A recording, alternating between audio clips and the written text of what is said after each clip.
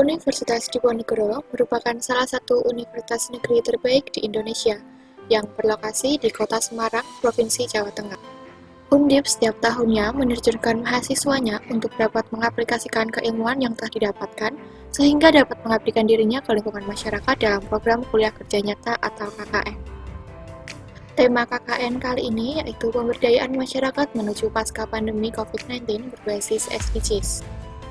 Pelaksanaan KKN Undip kali ini dilakukan sesuai domisili masing-masing karena masih dalam kondisi pandemi. Saya, Adiba Kurnia Rohmani, mahasiswa S1 Visi menjalani KKN sejak tanggal 5 Januari hingga 15 Februari 2022 di Desa Getasrejo, Kecamatan Grobogan, Kabupaten Grobogan.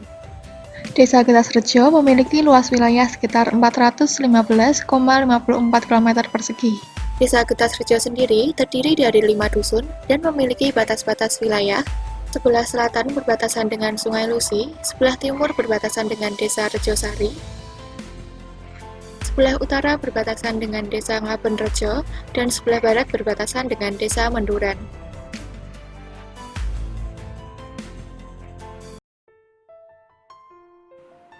Permasalahan wilayah berdasarkan hasil survei yang telah dilakukan, ditemukan permasalahan pada Ibu Baduta yang masih belum memahami pemberian MPASI yang tepat, seperti tekstur dan variasi bahan makanan yang digunakan. Selain itu, lansia di Desa Getasrejo yang memiliki diabetes mellitus belum sepenuhnya memahami prinsip diet DM yang perlu diterapkan selain dari konsumsi obat-obatan. Lalu, berkaitan dengan kondisi pandemi yang sudah berjalan kurang lebih 2 tahun ini, warga Desa Getasrejo mulai kurang menerapkan salah satu protokol kesehatan, yaitu menjaga jarak, karena sudah merasa mendapatkan vaksinasi dan sudah memakai masker. Desa Getasrejo juga belum pernah memberikan sosialisasi bahaya narkoba kepada remaja. Survei kepada remaja dan beberapa ibu yang ditemui, mereka belum memahami bahaya narkoba khususnya dari sisi hukumnya. Potensi wilayah yang ada di Desa Getasrejo ini, jika dilihat dari mata pencaharian masyarakat, sebagian besar memiliki mata pencaharian sebagai petani. Dan sisanya bekerja dalam berbagai bidang, yaitu bidang peternakan, buruh, usaha, pegawai, dan lain sebagainya. Potensi di Desa Getasrejo yaitu dari hasil pertanian, pabrik tahu, pabrik tempe, pemerahan susu sapi, batik seroja sebagai BUMDes, kompanisasi pertanian, pemancingan, pengelolaan sampah, dan lain sebagainya. Mata pelajaran macam-macam ya, ada pertanian, peternakan, terus usaha, buruh. Soalnya sini juga ada pergudangan, jadi buruhnya yang buruh itu bekerja di pergudangan Polowojo. Kalau pertanian menggarap sawah, tapi sebagian besar mata pencaharian di sini ya sebagian besar petani. Tapi kalau dikalkulasi persen, itu petani saya perkirakan 60%, yang 40% bermacam-macam mata pencaharian. Oh ya, sini juga ada beberapa industri ya, terutama industri tempe, tahu, terus pemerahan susu. Kalau potensi kantor desa juga ada batik, nanti ada kompanisasi untuk pertanian, juga nanti sebentar lagi ada pengembangan pemancingan, itu untuk mendongkrak PAD desa. Di antaranya itu juga termasuk hasil dari BUMDes, termasuk BUMDes. Untuk batik seroja sendiri juga sudah dipasarkan melalui media sosial seperti Instagram, terlebih dalam kondisi pandemi seperti ini, untuk mempromosikan batik asli Grobogan hasil karya tangan ibu-ibu dalam batik seroja. Berawal dari batik seroja, kami adalah binaan dari tim PNPM Desa. Berlanjut setelah ada pembinaan dan pelatihan, kami melanjutkan kegiatan batik di Balai Desa Getasrejo.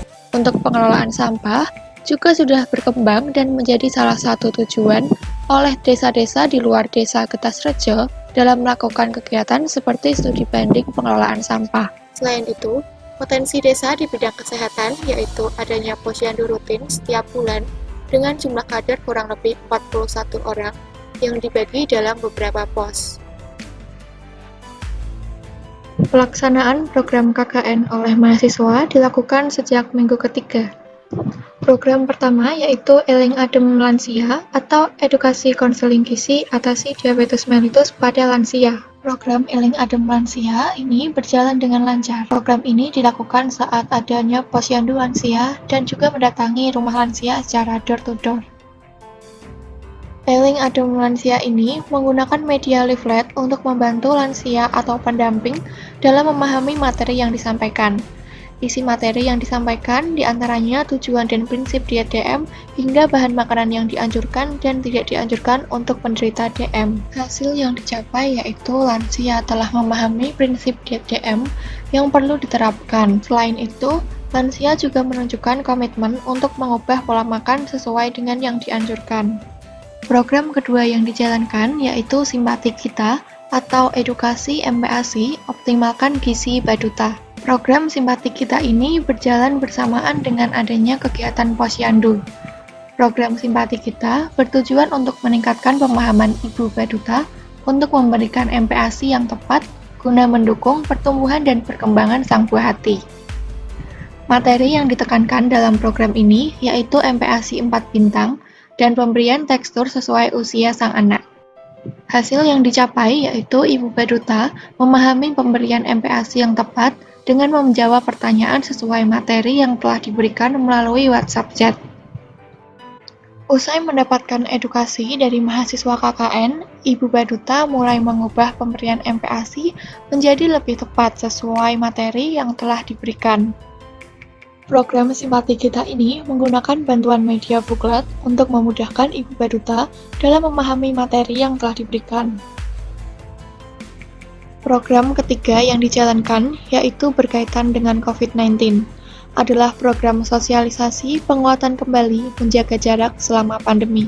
Program ini berjalan dengan lancar dan sasaran kembali tersadar akan pentingnya menjaga jarak setelah diberikannya sosialisasi tersebut.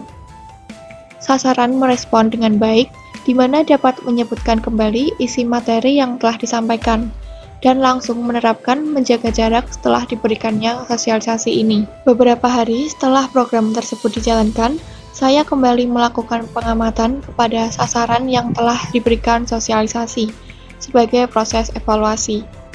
Berdasarkan pengamatan kembali, warga Desa Getasrejo mulai memperhatikan menjaga jarak setelah adanya kegiatan ini. Media yang digunakan dalam program ini yaitu poster untuk memudahkan sasaran dalam memahami materi yang disampaikan. Poin-poin yang disampaikan yaitu alasan mengapa tetap harus menjaga jarak dan juga tips-tips apabila harus bertemu dengan orang lain di tempat umum. Selain itu, poster juga ditempelkan di tempat-tempat umum di sekitar wilayah Desa Getasrejo agar mudah dibaca oleh warga. Program terakhir yang dilaksanakan yaitu berkaitan dengan narkoba adalah program sosialisasi aspek hukum dalam penyalahgunaan narkoba dari tingkat keluarga. Program ini ditujukan kepada remaja desa dan juga ibu-ibu PKK. Sosialisasi ini juga dilakukan menggunakan bantuan media poster supaya lebih mudah dipahami oleh sasaran. Hasil yang dicapai dari program ini, yaitu ibu PKK dan remaja desa telah memahami bahaya narkoba dari aspek hukumnya. Hal tersebut ditujukan dengan pernyataan mereka dalam menyebutkan kembali inti materi yang telah disampaikan. Selain itu, dari pihak ibu PKK juga tertarik untuk mengajak tim KKN Undip di Desa Getasrejo supaya memberikan sosialisasi bahaya narkoba tersebut dalam forum yang lebih besar, yaitu pada perkumpulan rutin bulanan Ibu PKK se-Desa Getasrejo. Usai pemaparan sosialisasi bahaya narkoba dari masing-masing topik yang dibawakan oleh mahasiswa KKN, Ibu Kader juga memberikan kesempatan untuk menjelaskan materi yang diberikan dalam program Simpati Kita di depan ibu-ibu kader se-Desa Getasrejo sebagai bahan edukasi di posyandu berikutnya.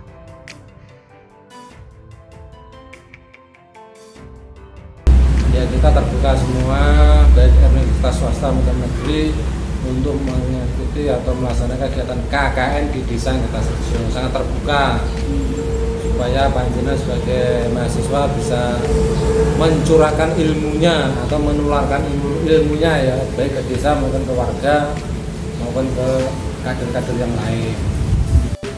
Diponegoro saya kira bagus sekali dan sangat terima kasih atas keberadaan mas-mas mbak-mbak yang telah membantu kegiatan-kegiatan yang ada di Desa Ngertasrejo, itu jangan sampai bosan, jangan sampai lelah, dan kami harapkan tetap semangat.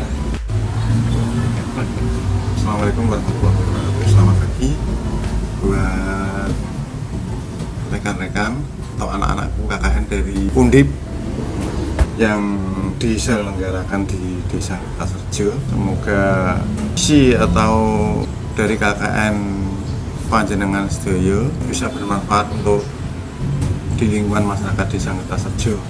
Aku berterima kasih atas semuanya itu. Semoga untuk buat jenengan bisa bermanfaat, berguna untuk memenuhi kelengkapan dalam studi panjenengan sedaya.